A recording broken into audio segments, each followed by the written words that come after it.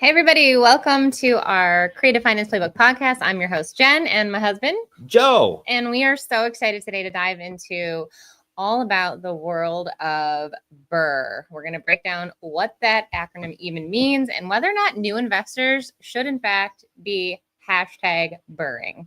Yeah, and I agree because this is how we got started. So many think, this is the way to do it, right? And I got to be honest with you. When we first did it, I didn't realize all of the risks that go along with it. Well, first of all, we didn't even know it had an acronym name. We didn't know that there was this little layout of it. And so we're going to take you back to 2008 when we did do what is known as BRRRR. And then we're going to explain when we realized that it was hashtag BRRRR. Okay, so this is, and I'm going to go over, this is not for newbies. So if you're listening, the topic of our podcast, is this the right thing for a newbie investor to do? And I'm going to start off saying, I don't think so. I would say absolutely not. We're hitting the button. No. If you're brand new to real estate, just say no to BRRRR. Just don't, not in the beginning. And we're going to go over why, right? So the reason for that is what BRRRR is you have to buy a fixer-upper, right? So you're buying, that's the first letter, B, buying. B, buy. So you got to buy, but you got to find a deal. This is a fixer-upper that you're getting at a big discount that you're going to have to pay cash for. So sometimes you might have the cash. Sometimes you've got to raise some capital or borrow it or whatever you're going to do. But most of the time, these houses are not mortgage ready, right? They're might need a roof or windows and kitchens. Brand and new kitchen, piping, electrical. We're talking like you're walking into a hot mess express of a house. And they smell. Okay. They all smell. They probably do. Oh, I think of Birchwood, our first house that we bought. So we bought this property, our first one that we did together in 2008. We walked in and it needed a roof, it needed windows, siding and kitchen and flooring and bathrooms and electric and plumbing. I don't really even remember walking in. I remember hanging out by the car thinking that's all you, babe. I like you a lot, but I don't know about this house. Well, because it was a really great neighborhood, but this house was just nasty. It needed so much stuff. The garage was leaning like the Leaning Tower of Pisa. It was just a mess, right? So we got a deal on it. And so we paid cash. And I don't even want to get into how I did that. But I went to 3 different banks, took out personal loans all on the same day, which was super high risky. Don't ever do that. But I did. This is the what not to do. Yeah. So, but this is what the truth was behind how we BRRRRed our first house. I had the capital to do the renovations, but I didn't have the capital to pay cash and the renovations. And when I found out I could take out personal loans at an 8-9% rate, no closing costs, I could just get access to that money. The trick was, though, those loans were for 5-year terms. So the payment was kind of high. Yeah. So we buy it cash. Yep. You get those loans, you pay cash for it. And then now the fun begins, right? Oh, you just now you just got the started. R in BRRRR, right? So it's BRRRR. So buying, and then now you get to renovate it, right? You are going to rehab this house. You're going to bring it back up to speed, which in your head, you should have some sort of budget, right? Yeah, so you're always going to want to get multiple quotes on what it's going to need. I always say, here's the thing. You always want to budget a 10 to 15% excess, overage that, we didn't know this was going to happen. Or the city comes in because you pulled the permit and they say, well, now you've got to do this. There are always extras. Plus you're managing contractors. And I will tell you, I've been referred by realtors, hey, use this guy or girl, they're great, and use this roofing company. I can't tell you how many contractors that we've had that came from great recommendations that did terrible work. Or just didn't do the work. Or just ripped us off. Yeah. So the renovations are really going to be tricky. And then if you have ever done a renovation, then you know that the contractor's in there and well, we should do this too. And then, well, if we're doing that, you need to do this. It's like a freaking rabbit trail of next things, your bills adding up so much. So really that part of it too is if you're a new investor, rehabbing is a lot. And so you need to make sure that you've got all your bases covered and you truly understand it. It's not something you just watched HGTV and a fixer-upper show and I can just swing a hammer or hire someone to do it. There's a lot that goes on in renovating that property. Well, and I dial back once again, when we were doing this, I had a full-time job. So it wasn't like when my contractor would call, oh, you need to come see this. I'm I can't. I'm working 12 hours today and I'm 30 minutes on the other side of town. It wasn't that easy. So many times now there's delays, right? And I'm going back and forth, or you were going back and forth, right? So when you look at BRRRR, You bought it. Now you're managing these renovations. And once again, if somebody says, Joe, the renovations are 40,000, it's going to be 45 or 50,000. And if they tell you 3 months, it's probably going to be 6 months. Yeah, at least 4 or 5. You know, life happens too. That's not even like, oh, my daughter got sick or this happened or whatever. Workers don't show up. So the renovations are definitely going to be costly in both time and money. So the first part, you had to come up with the cash to buy it. Now you got to come up with the money to renovate it. Now the next part is, I'm telling you, now you got to find a renter, renting. Right? So this is what we were doing. If you remember way back before we knew what rent to own was, we weren't doing that in the beginning. If we did know, we wouldn't have done this. Oh yeah. So what we were doing is we just bought this house. We spent 4 or 5, 6 months renovations. We made longer, made it now the most beautiful or one of the most beautiful houses on this really nice street. And now we're going to start marketing for renters. Mm-hmm. And so once we started doing that in the beginning, you know, I kind of budgeted the rent a little too low, if you remember what happened. And we had people, it was acting like I was giving away a free $100 I thought you were giving away a car or something. Oh my gosh. We had so many people show up.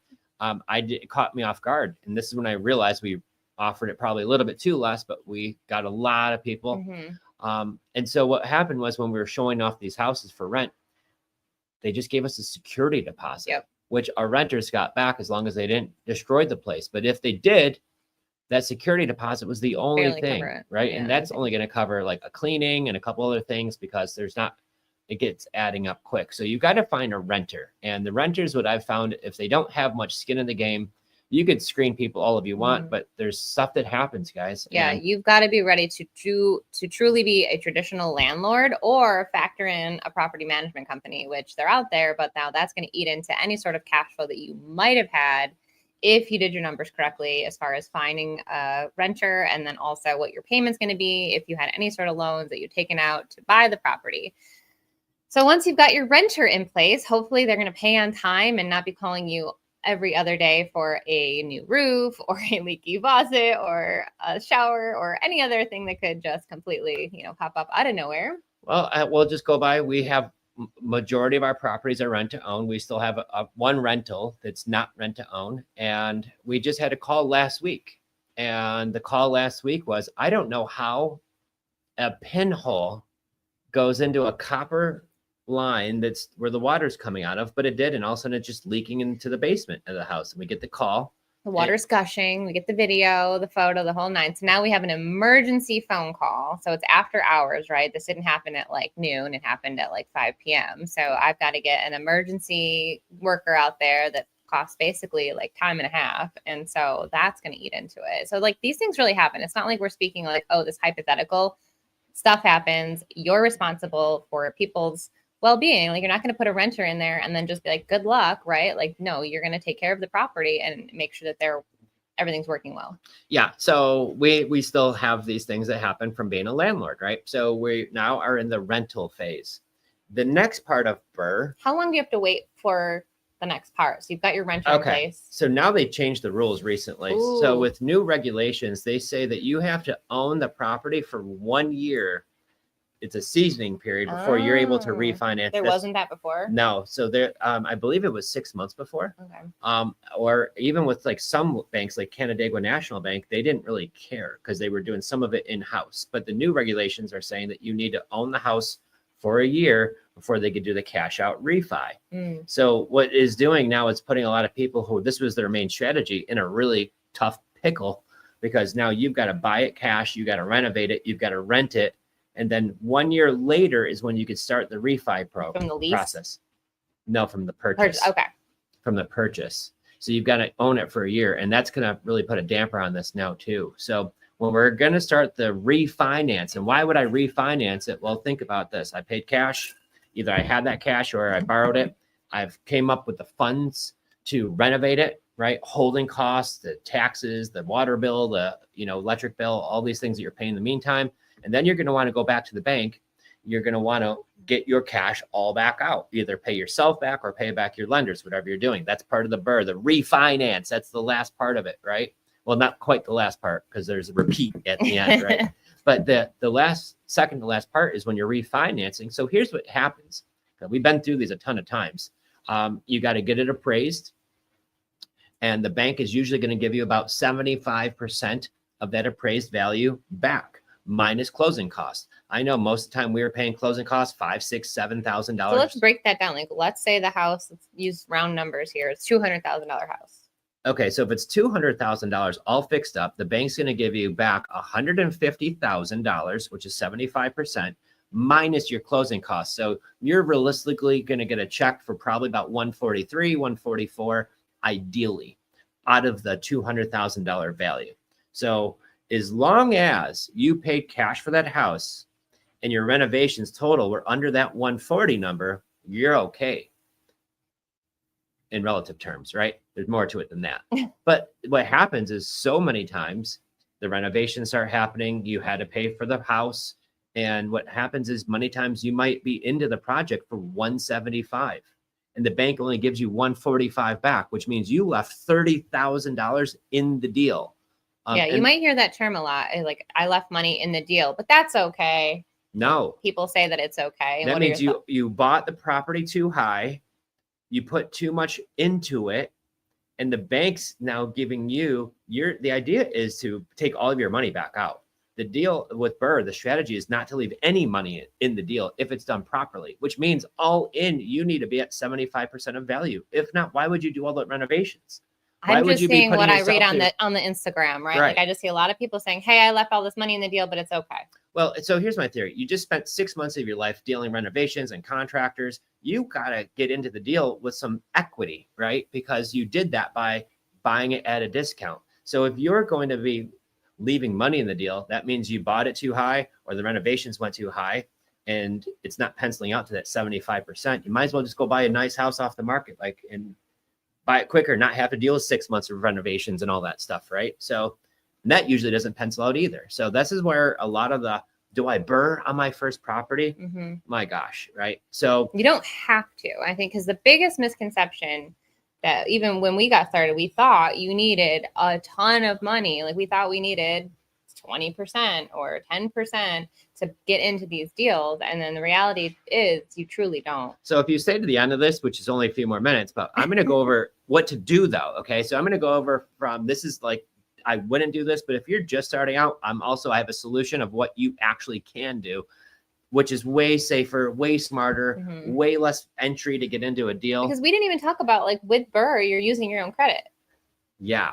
Right. So what happens is when part of the refinance process is you're going to go to the bank, you're going to have an LLC that you're going to refinance, but the person at the bank's going to have you do 2 autographs, 2 signatures. One is you signing as the business, and then one as you personally guaranteeing the debt, right? So you're personally guaranteeing the debt. You'll hear that as a PG, a personal guarantor. But what happens now, that depending on the lender, sometimes that goes on your credit report. Some banks don't report it unless you start making late payments. Then they can report it to your credit report. So depending on the lender, but what happens is if that deal goes bad, it definitely goes on your credit, and they'll now come after you personally because you personally guaranteed that debt. So any retirement plans you have, any other assets that you may have now are on the line.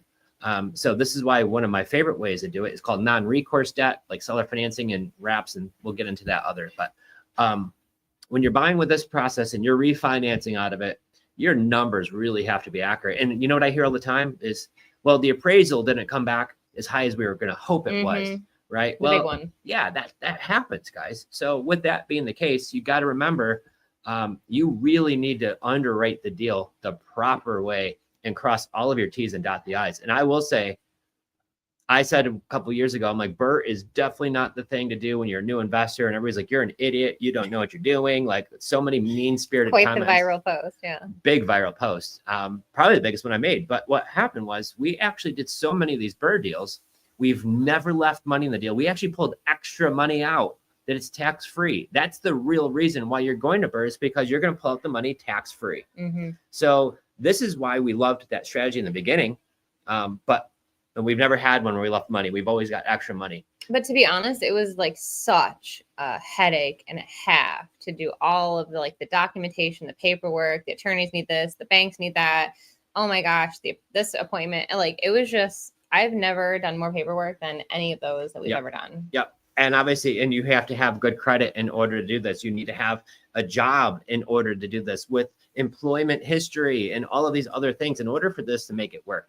So once again, the last R, the very last R is now repeat. Okay. So now you, after got your money back out, hopefully you got it all back out. Maybe you did a great job and got extra money out like we talked about. And so maybe you're into that deal for $120,000 and the bank gives you a check for 142 or 145. Well, now you got an extra $25,000 of tax-free money, right? Now, the point of this though with BRRRR is your rent amount has to cover your new mortgage, the property taxes, the insurance, the management, some maintenance, if there's an HOA, and then it still has to churn you a profit of average of $300 to $500 per month or more on top of all of that. So right now, BRRRR, my gosh, I don't know if anybody's successfully BRRRRing very much right now because the prices are a little high, the rates are high, even cost of repairs are still high. So with that being the case, it's so hard to find cash flowing BRRRR. It's almost impossible. So, those things all have to work. But then after you do all of this and say you got all of the, ducks aligned, now you got to repeat that process. That's the last R's, repeat. Okay. So buy, renovate, rent, refinance, and then the final R, repeat. I got to repeat that process. And I got to say, one of the slowest things that we did was that process, because we were buying a deal once a year, sometimes not even. Yeah. Sometimes there was years where it was 2 years before we found our next deal where I could pencil the numbers out, and that worked, right? So many we looked at, I'm like, oh, no, they want too much. When I think about like the first 2 properties we bought, obviously the first one, and then took us a while to renovate that, really get it fixed up, find the right renter, and then we find our next property, California, and then we were like, oh, let's put that on the market so then we can just get more, get that money out. And then that didn't sell on the market. So like as new investors, like we were kind of like bumbling around a little bit because we didn't have coaches and we didn't have a direct path of like, okay, if I just do these steps in order, like I can scale. And I just think like, oh my gosh, had we had like a little more know-how, like we wouldn't have been like, let's list it. Let's not, let's try this. We were just like trying things out, which we're all about taking the messy, massive action. But like, that's where we were in 2008 to 2012, I think was the next time we bought a house. California Drive. Yeah. Cause I was pregnant with Brookie. There you go. Yeah. So it wasn't, we weren't even buying a property because it was like so much work. I mean, I had my own house, you had your house, and then I moved in. If you think about it, we closed on Birchwood the end of October 2008. Yeah. We didn't even have that thing ready till probably almost like the late spring, summertime of 2009. Then you got to find the renter, go back to the bank, refinance it. That's months and months later refinancing. Yeah. So it was a very slow process for us. But this was all while the market was supposedly crashing. Yeah. Yeah. So we did find those great deals. I'll tell you what, it did work for us in the beginning. So you don't have to. It's not I wouldn't suggest that. If someone's like, I want to get into real estate, I wouldn't be like, go fix and flip or go do a BRRRR. Like, no, that's not what I would say. No, absolutely not. So what would we do, Jen? Great question. So I would say that now looking back, then I compare doing these BRRRR projects to our very first seller finance deal. And it's like such a walk in the park. I think that's why you and I were kind of like, wait, what just happened? Yeah. So what happened in our very first seller finance deal was we met somebody who inherited his grandfather's home and he wanted to sell it, but this was not a junker. It was like 10 minutes from our house. Nice neighborhood. Really nice house. It didn't need anything. And so when we met with the seller, his name was Steve. He says, I'm not going to get some like lowball offer out of you guys, are you? This house doesn't need any work. It's in good shape. And he wanted pretty close to retail for the house. He still gave us a little bit of a deal on it, but it wasn't like the big discounts that we're used to on these like fixer-uppers. But this wasn't a fixer-upper. So when we talked about us buying the property and we agreed on the price, we also agreed on terms, which meant we were going to buy it with owner financing. So instead of me going to the Bank of America or Chase Bank and taking a loan out, I was going to actually now make the seller, Steve, he's now going to be the bank. So every month I'm going to make my payment to the Bank of Steve every month. And I explained it to him just like that. So I could pay your price. I'll cover all of the closing costs and fees related to it. So you don't have to worry about coming out of pocket with any money. And then we're just going to pay you per month. And on top of that, we're also going to pay the taxes, the insurance, the maintenance, all of the things that we're going to be needed in order to get that deal to work. And once we explained that to him, he was like, oh my gosh, yeah, let's go ahead and do that deal. And when we bought that deal, I met him at McDonald's to sign over the purchase and sale agreement. And I bought that deal with $100 down, which I had to argue with him in McDonald's because he's like, no, keep your money. You guys are awesome. And I'm like, no, I have to give you a deposit. So you got to take this $100. And he's like, no, don't need it. Don't really want it. You guys are awesome. Like, I trust you. Everything is great. I'm like, Steve, take your wife out to dinner, take this deposit. And I got it for $100 down. And then he gave us a no interest, a $500 a month payment. So we were able to pay a top price for the house, pay it down quickly. He was thrilled. He got his price, no commissions, no fees. And it was the easiest sale ever. And then when we bought the house, it wasn't like I had to go put a new roof on it or new windows. I think they did leave like a couple couches behind and some TVs. And I think we painted a couple rooms. Yeah. And as far as the paperwork, it was just a couple of simple, like a little agreement. We okayed everything, put it into a land trust, and we were good to go. Yeah. So not like, here's my firstborn and all of the things. So did we have to get a credit check? Nope. Did we have to show last 2 years of W-2s and tax returns? Nope. Technically, do we even need to have a job? Really don't. You don't even need to have good credit, even though you have good credit. But at the end of the day, you're doing business with just another person and you're not having to go through the banks. And we repeated that process shortly thereafter with a woman who had a mortgage on her house. And it was just a little different set of paperwork. And we just simply took over making her mortgage payments to her bank. So I 100% think that is such an easier, once you learn a couple of like the know-hows and behind the scenes of like, how is it that you talk to your sellers? What are the questions that I'm asking? What does the paperwork entail? It is by far the easiest way to buy properties. There's nobody to manage. I don't have to manage contractors. You don't have to prove anything to anyone. Yeah. And, at the end of the day, like, it's your business. You're going to make those payments. Yeah. So I got to say, with a lot of these deals, where if I knew back then, we always hear this, what I know now, I'm not saying I definitely would not have BRRRR'd, but I would not have done that. I would have been looking for these nice houses where sellers don't, they need to sell it. They really want to sell it. They are motivated sellers for sure. They definitely want to sell the house, but it's not a fixer-upper. It's a turnkey house, and I could offer them a great price if they're going to give me some great terms back. And if we can make that a win-win situation, and that's my favorite way to do real estate, is by creating wins for the buyers and the sellers. And once they're happy with their price, and I was more than thrilled with the terms that we got, it was like the best closing ever. Like, I remember going to the closing table. I met him there, and I was like, high five, Steve, congratulations. This place is sold. And he was thrilled that, we bought his grandfather's house, which meant a lot to him. And he didn't feel like he got ripped off. He was thrilled he got his price too. So that's what really made us feel great about that deal. And it really resonated with us because now we're helping people. I'm paying a fair price for the house. I'm getting some great terms, and it's way easier, guys. And when we made the deal, we closed on that like 30 days later. And now the minute we close, it's like, okay, take out the couch and paint the room and offer it now rent to own. So like, this was the game changer for us, was learning how to buy with terms. And now because of that, we're able to scale our business and buy beautiful homes and beautiful neighborhoods. So fast forward now, a few weeks ago, we just closed on a house.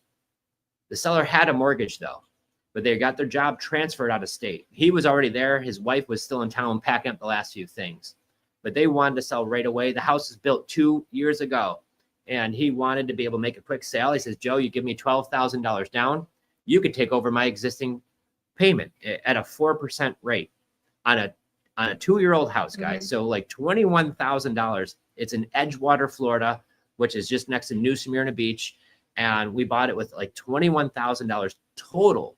That uncovered closing costs and the $12,000 to the seller. And we just bought a 2-year-old house in Florida, no credit checks, no nothing. And now that's going to be one of our next rent to own properties. Yeah. And so again, if it's a free and clear property like Seller Steve, you get to negotiate the interest rates on that. So for that property, we had a 0% interest rate. Whereas this one he's talking about, we are just taking over the mortgage payment. And this one is at, I think, 4.25. Yeah. And same thing though. No credit checks. Yeah.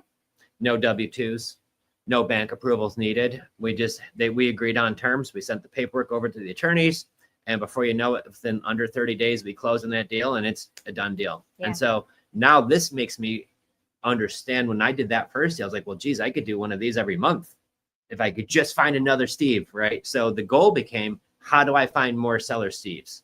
And where are they? And what you'd be surprised, there are more of these people out there that need our help than there are people like Jen and myself who are looking for them, or you guys. Yeah. So these people are in all cities all across the country.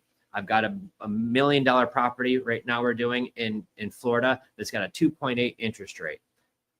And he's in a jam. These are beautiful houses. These aren't the fixer-uppers. These aren't in only certain neighborhoods. It's everywhere around the country this stuff works. So the name of the game, find some motivated sellers, see if you can make them a deal where they're thrilled with the price and you're thrilled with some terms, guys, and make it so much easier on yourself. Bam. So if I had to start over again, I would have learned seller financing and wraps and all of these things in the very beginning. We would get paid to buy real estate. Imagine that. Yeah, buy cash flowing rentals at yesterday's interest rates, not today's, because you don't have to go to the banks. You don't have to use these crazy high down payments. You don't have to do all the things that, like, in our brains we thought black and white, that's how you buy properties. Absolutely not. There are different out of the box ways of doing so, and that's what we love sharing with you guys. Yeah. So the name of the game, guys, go help people, right? Go help people. And there's going to be many times where you could even get a check for doing that. And that's the best way to do it. One thing I want to bring up in the comments. We were being asked, did you have to give the $100 to the seller for the contract to be legal, or does it depend on the state? So what I believe is, to have a legal binding contract, there has to be a deposit. So the question is, did I have to give them $100 for the contract to be legal? And the answer is yes and no. I did have to give him money to make that contract legal. It didn't have to be $100. It could have been $10.